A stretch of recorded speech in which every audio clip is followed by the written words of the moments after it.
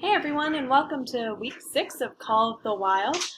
As you can see, Buck has had a bunch of different owners on his journey so far. We've had the man in the red sweater, we had Francois Impero, the French Canadians from the government, and we've also had the Scottish half-breed. And if you notice, they actually use the term half-breed when describing Perrault and when describing the Scottish half-breed, and back then that was a derogatory term, meaning they're partially Native American, essentially, in their blood. Say hi, Miss Betty.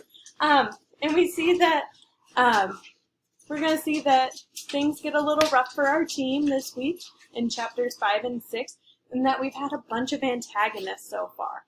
So, antagonist, remember, means the bad guy. So, your job this week is to determine who is the real bad guy in the Call of the Wild. Is it the man in the red sweater who taught him the law of the club? Is it Spitz for teaching him the law of the fang? Is it, his owners, humans? Is it a thing? Is it nature itself and survival of the fittest? Is it the big hairy man that we're seeing, who is not Bigfoot, by the way, just to clarify, because that'll come up as one of your final test questions. So just keep that in mind too, okay? So let me know if you have any questions. You have a quiz this week over 5 and 6.